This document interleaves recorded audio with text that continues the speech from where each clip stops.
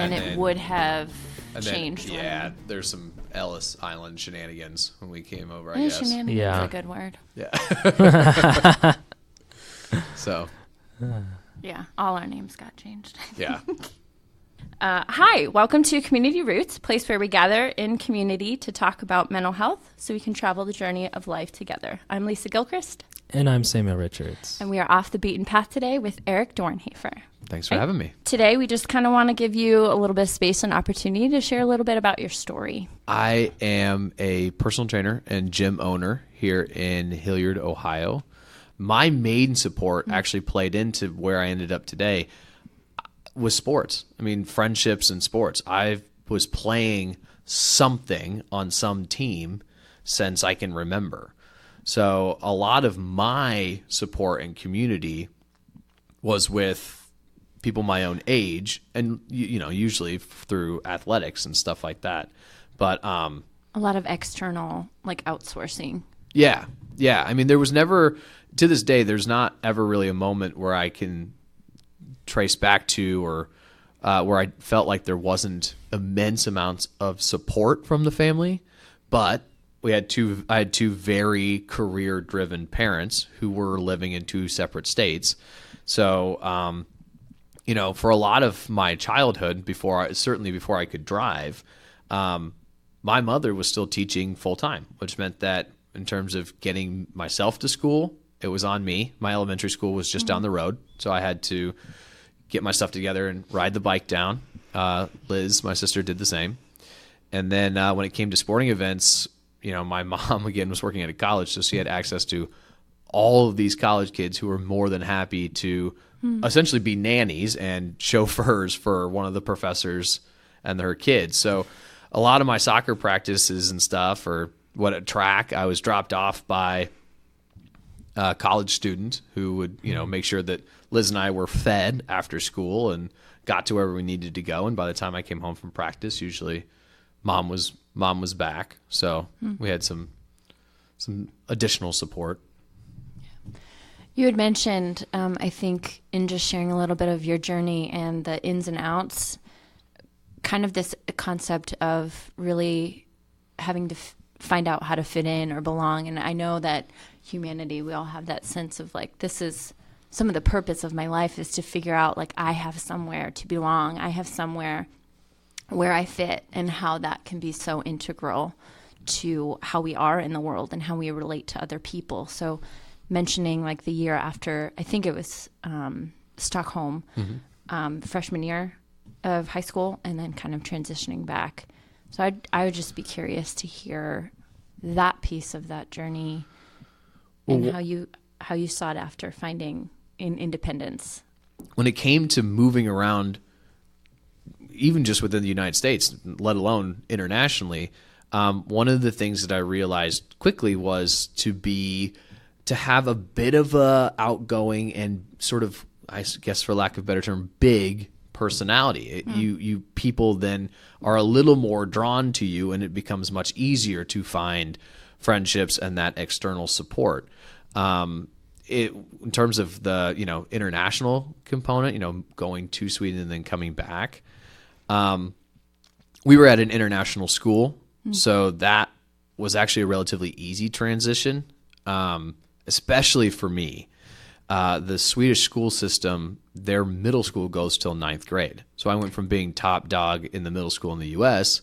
to being top dog in Sweden. So I never had like an awkward, who am I finding myself freshman year like a lot of people go through. Would have been different for your sister. And it was. Yeah, it was. I mean, she just transitioned to the normal next grade. But again, moving to Stockholm, I think one of the things that may have helped, certainly me, and I think Liz as well, is we were the only Americans in the international school. And wow. And at least within Sweden, they are very interested in the American lifestyle. I had a lot of really funny questions about school and life in the U.S. because a lot of these kids, as far as they know, it's based off of television and movies. So I got funny questions like, do the football players really rule the school? And, how often do kids really get put in lockers? And I was like, at least at my school, never. That's, right. Just like, that happens. Exactly. Do you all really have sports cars and crazy house parties? It's like, no. At least not where I'm from. Yeah, at least not where I'm from. No.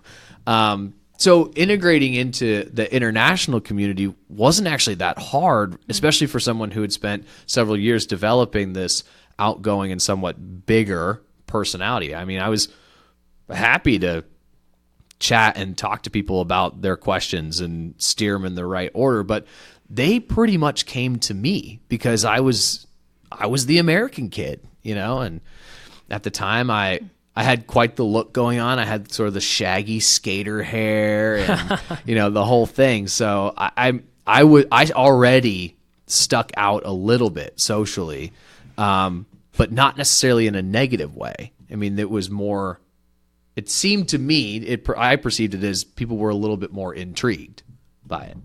The really interesting thing was on the return. I was shocked when I came back. Almost nobody asked about living in another country because I think it was so outside their scope and their realm. Wow. Now, I jumped back into my usual social life pretty quickly when I came back from Sweden. But yeah, I mean, very little actual conversations when I returned. How do you think that global experience impacts your view now? Oh, it's made a huge difference. I think a lot of it is because of the country that I ended up in Sweden. It certainly has a huge impact on who I am today and what I'm doing with my fitness studio, because Scandinavia is always top ranked for healthy nations, happy people. Sweden is last I checked, is the second rated country for coming up with new innovative techniques for physical therapy, only behind Australia. So they get health and wellness. I mean, it is a serious part of their daily life. And so being able to be there and live it and see it totally changed my viewpoints about how this should be incorporated. Little things like, I loved this. In Sweden, I don't know if this is still true, but at the time, there was such an emphasis on creating or allowing kids to go out and be social and or spend quality time with their family, that there was a law against how much homework teachers could give. Yeah. Because they didn't want the kids spending hours and hours and hours not speaking with adults, going out into the city, being active, building community. So there was a limit. I mean, the country had a limit on how much work could be done outside of school, and how limits actually can be healthy. Yeah, exactly. That's pretty awesome. That's emphasizing the cooler part of life, your relationships, rather than your homework. I know a lot of kids now are so overwhelmed. Tests and yeah. GPAs. I mean, what are they up? 5.0s now? Yeah, seriously. So the Swedes actually have something a lot of people have heard of in I think it's certainly in Hispanic culture and maybe some other South American cultures, siesta, which is this sort of midday break, awesome. Right? Midday It's nap. worth it. Everything closes. So the Swedes have something like that, and it's called fika. And fika in Swedish essentially means to slow down. And you take fika at least once, sometimes twice a day, and it is just a time where you're supposed to put all of your stuff down and go have tea and coffee with people.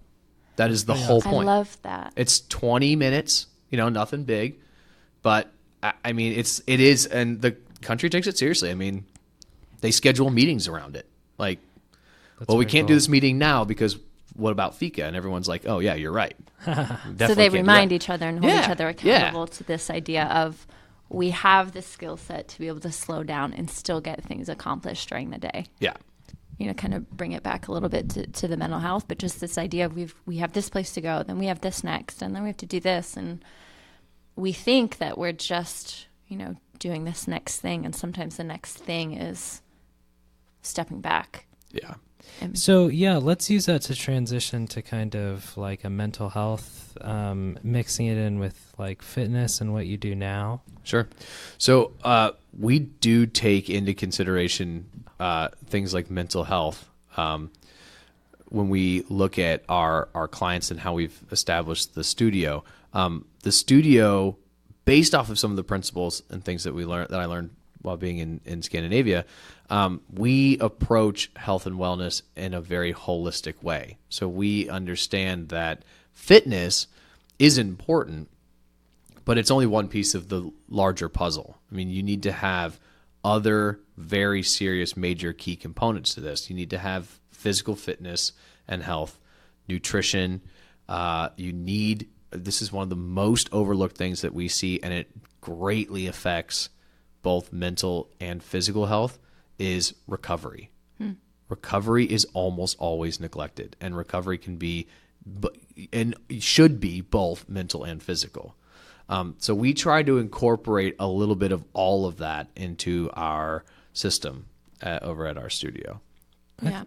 So I think a little bit off air, before we started, I was sharing something with you that I had read, and I know that we've talked a little bit, about emotion on other podcasts, and just this idea of movement and how that, fits in. And so again, just from Kurt Thompson, he said something and it really just stood out to me in my brain. I thought, I need to remember this. He says, when we examine human behavior, we find that if we take emotion out of the equation, we stop moving.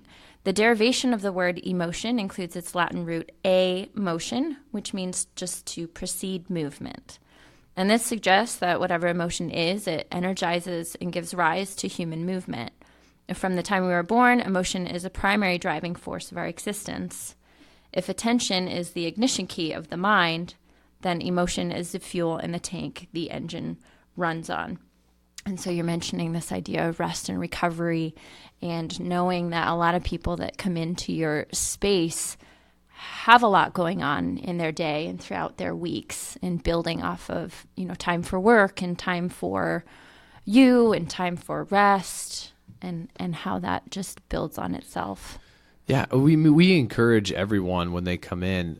We understand that for a lot of people, exercise is a way for them to relieve stress. And we think that's really important. There are occasions that we have to try and monitor a little bit where, for example, exercising to alleviate stress is a good thing. Exercising to vent frustration or anger can be productive, but also can be destructive. So we have to pay attention to things like that. We just don't want someone to come in and work out angry, because when you do that, you have a higher likelihood of injury. There's a chance that you're all fired up and you grab the extra heavy dumbbell because you're feeling fired Adrenaline's going. Yeah. And that's maybe not an appropriate thing to do. And so we haven't, I know that it happens. And happened to me about maybe 2 weeks ago. We did have a little chat before you exercised. Yep. Yeah. Yep. That's right. Yep. So, but no, it was really helpful. I'm glad. It was really helpful. Yeah. I mean, I do think that it's important for people to find ways to vent or to alleviate stress. And if you can do it in a productive manner, doing something like exercise, that already you sort of get this feeling of accomplishment anyway. When you get done, you've physically pushed yourself.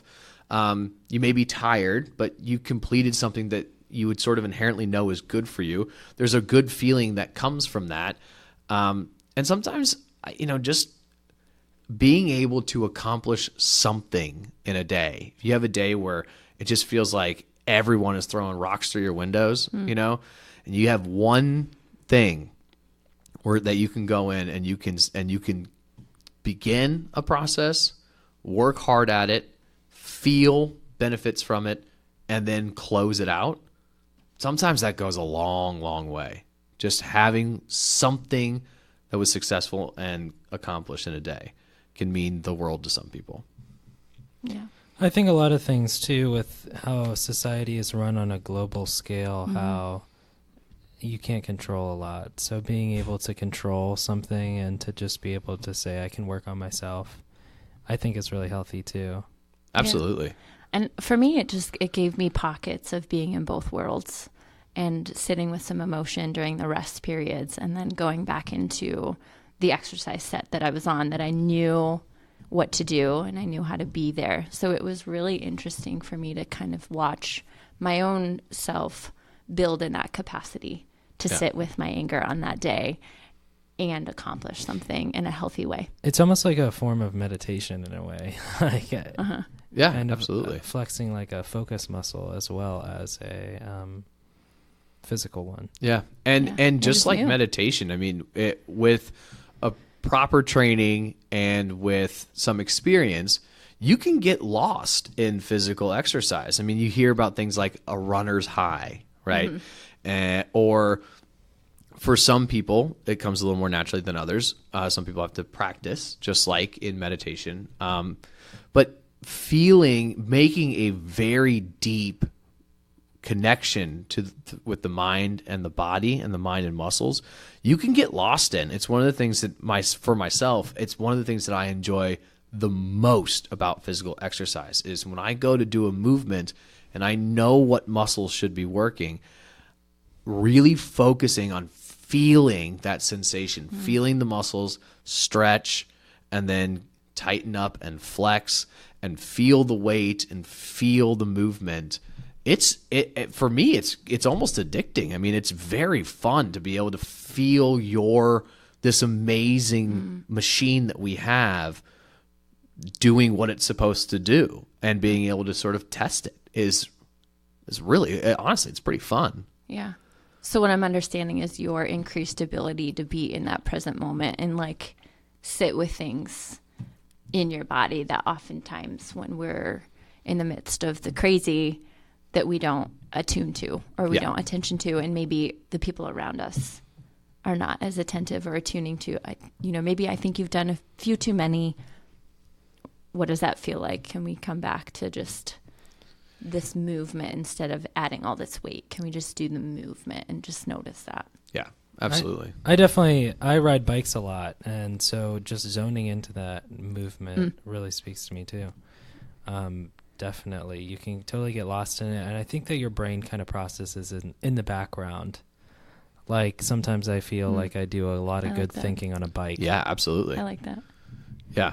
So I was curious about the recovery part. So you said that you really like to focus on recovery. What does good recovery look like, and how do you accomplish it? Yeah, I think it depends a little bit on the person, and it also depends a little bit on what we're recovering from. So in my realm, when you're recovering from physical exercise, it could be a number of things, depending on the person and the exercise routine that they were doing.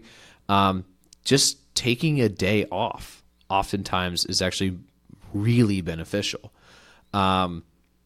For some people, it may be something as simple as what we call active recovery, which is just low impact, very easy to do movement. So it may be a little bit of a yoga session done in your house, following a guided video, or just going out. The one that I always recommend to people, because it has a ton of benefits, is just go, if it's nice out, go outside and walk. Bonus points if you can keep your phone in your pocket the whole time. But I mean, just being outside. It's impossible. I know these days. I want those bonus points. Yeah, like I said, bonus points for sure. But walking, it could be as simple as that. I think one of just movement. One of the other key things that, especially I think in our culture, gets overlooked is the importance of real sleep. not the sort of, I'll grab a couple hours here and then try and pass out later, or this idea of, we've sort of, I don't know why this has happened, but it's become a little bit of this bragging point in our culture of, well, I can get through an entire day on 3 hours of sleep. That's bad.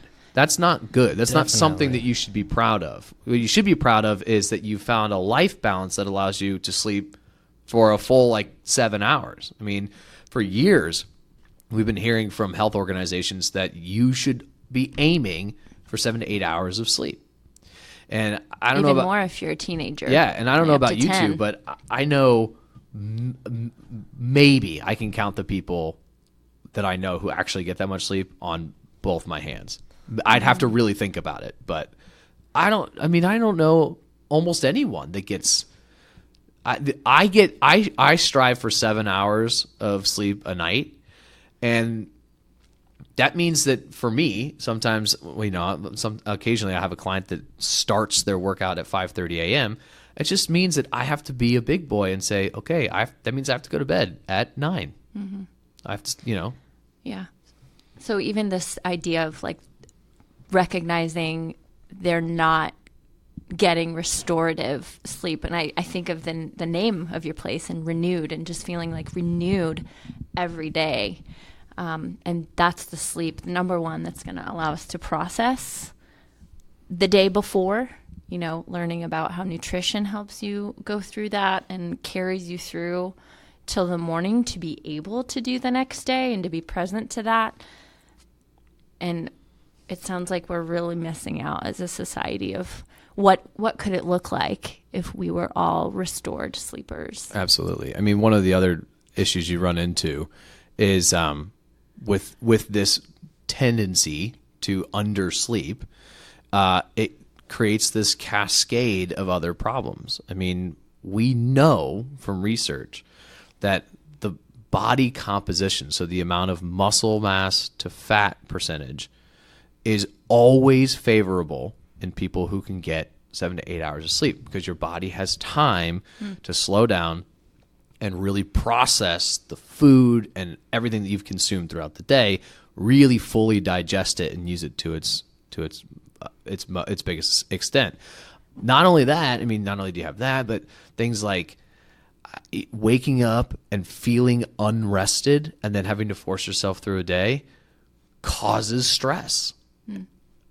Undersleeping is a huge problem, especially if you have a stressful job or something like that. And stress management is just as important as all of these other components. I mean, people who are frequently stressed out, it's totally draining. Yeah, I do. I see that a lot. And I also wanted to add in the piece of, alcohol is really bad for your sleep. Even if you have one drink, then it's pretty bad. But both as I encourage everyone to get enough sleep and to de-stress their lives, because I'm somebody who also needs 8 hours of sleep just to function. But I also, not to continuously point towards society and this profit-run society, but I think that has a big impact on sleep. Is a last-minute priority. That's not something you rely on. You rely on productivity. You rely on, if you have a 40-hour-a-week job, well, that doesn't exist. 50 or 60 an hour a week job, right? And so, you're kind of trapped in that. And both as we needed to make it a priority, but also I think push for more life balance lifestyles, because it isn't sustainable to go to bed at 11, wake up at 6 so you can drive an hour to work, and it doesn't work. No. So I'm throwing out a reference, right? It's this idea of I'm trying to rob Peter just to pay Paul. Yeah. So that's, that's not really fixing the need. Yeah. We have. Yeah, absolutely. It's not just a want. This is a need that we have as people. And something too, I feel like our schools don't teach enough about lifestyle and about just how to live. It's all about these subjects, about how far you can advance. Are you going to go into the advanced math class throughout all of high school and go to be an engineer, or there's no focus on mental health. There's like gym class, but what we did in gym class was play like 30 people games. Right. I can't just Yeah. do that as an adult. Like, Right. it was fun. Yeah. Yeah. But so I think that it's a lot of things that we need to change. But I'm glad that there are conversations about it and that we're continuously talking about it. Yeah. I did also want to talk about food and how food connects to good mental health and physical health. I was going through Kroger and trying to buy some nice bread, and all of them have so many preservatives in it. It drives me crazy. Yeah. So what do you talk about when you talk holistic change? Yeah. What do you talk about with the food piece? Well, food is another big one that actually plays in nicely to the recovery topic. It has been truly shocking for me as a trainer to see how frequently people are under eating. And I know that sounds really weird these days because everyone's fixated on, counting calories and all this other stuff. They want to, everyone wants to lose weight. But the process to recover appropriately from stress or exercise or just being physically active requires some sort of fuel to power that. The body doesn't just do that on its own. If it did, then we wouldn't have to eat. It would just create its own energy. So consistently under eating actually has serious negative effects, including things like the inability to recover both physically and mentally. If you've ever had a day where you woke up and you're super groggy, you can't really remember things very well, you're having trouble focusing, a lot of times that's a mixture. It essentially comes back to not being able to recover, whether it was a mix of not sleeping very well the night before and or not giving your body fuel to power these processes, even something simple as mental processes. So food is huge, and food selection is a really important part of this. To your point, everywhere you go now, everything has something that you can't pronounce in it, right? Yeah. Yeah. Or 2 or 3 of those things. Yeah, exactly. And that's usually a bad thing, right? The really hard part I think about this is that in our current society, depending on where you fall on the economic spectrum, the scariest thing about this is that we all know that preservatives and additives are not good. I mean, they're not natural. Some of them claim to be, sort of, it's okay, the body will process it out or whatever. And others, they just haven't been on the market long enough for us to know what the side effects are. But almost all of those ingredients that we need to be cautious of tend to be in the food options that are the least expensive. It is much more short-term, cost-effective to eat bad food because you can get a lot more of it for a lot less dollars. Now, I say short-term because if you think about it, and unfortunately a lot of people don't have that forethought to think about this, if you want to save money and know that you need to eat, you can do that by only eating McDonald's from now until the end of the year, and you probably will save some money until the medical bill calls because you have, all of your arteries are clogged and you have digestional problems, right? Because you've been eating all the stuff that you shouldn't. So it's a short-term fix, but causes long-term problems. So what we always recommend to people is I try and tell people that they probably need to eat more than they think.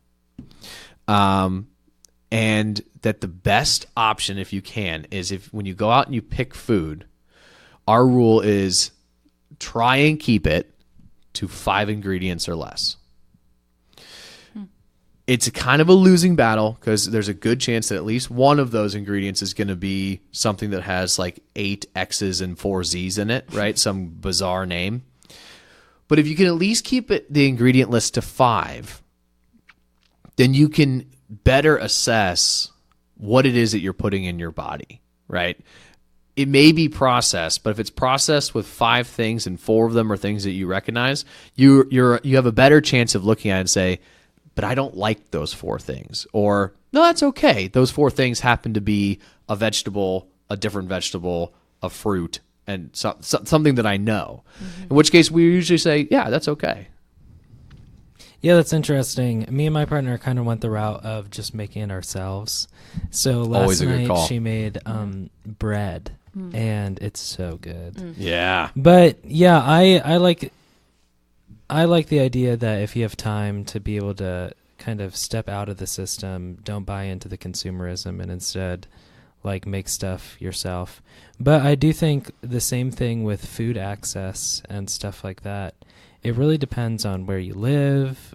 Like if you're a single parent, then finding the time to make a meal, even if it's quick, or the energy to make a meal is hard. And the so support system and resources and right. And I used to live in this area of Columbus, King Lincoln, and they've made it a food desert out there. Like there's a Wendy's and that's it. Yeah. And like gas station food. So even if you're just like home late at night and you're like, oh crap, I didn't eat enough today, maybe I should go grab something real quick. It's like, do you want chips or do you want a hot dog that's been baking for all for day? 14 hours? Yeah, exactly. Or let's be realistic, like a week. Yeah, exactly. But just to say, like, I think there's a lot going on. And also GMO foods are connected to like more of an autistic response to some things. Like just the chemicals, you're eating Roundup, basically. Well, and just how it all ties in together and says this is what's going to support a good mental health process. They're so interlinked and intertwined. Yeah, and again, the information is out there. We know of key food products that actually help with cognitive ability and brain function. They tend to all be, because of the way the body works, they tend to all be naturally occurring fats. So things like mixed nuts, avocados, fish oil, so any kind of fish, or if you really can't stomach eating fish, you can do fish oil pills, and those are just a supplement you can buy at like any Kroger, Giant Eagle, any grocery store. Okay, so we're reaching the end of our time, and I just wanted to thank you for being here. Thank you, guys. And I'd encourage you, if you had any thoughts about this interview, if you want more tips or how to find Eric, then feel free to email us. We'll put out some information too, but at communityroots.pod@gmail.com. Also, a lot of our big news and information and material come out on Instagram and Facebook. So check us out on Facebook by searching Community Roots Podcast or by going to Instagram at communityroots.pod. And I think we learned this week iTunes is one of the biggest places. So just if you have an opportunity to just rate and review us on there, and looking forward to being able to share some of that feedback that you guys share with us on air. Yeah, and we normally end each episode with some thank yous or some shout outs. So I am actually going to shout out my partner Connie because she made some awesome bread, and I'm excited to go home. Soup and bread. I'm so excited. But also my mom, we're definitely thinking about Adrienne Johnson right now, and she'll be back next Off the Beaten Path, but we're just reaching out and supporting her right now. Yeah, just a shout out to our families, the journey, and just your willingness to spend some time with us, Eric. Thank you. Yeah. I guess my shout outs would be to both of you for letting me come in and talk. And then same thing, my support group, my mother and father, Bear and Liz, my business partner. They're always around in my corner when I need them, which is all you can really ask for. Yeah, we talk about that in community, like that tight knit. I like it. Okay, so check us out next week. We'll be back to the regular Community Roots, and we'll talk to you then. See you then.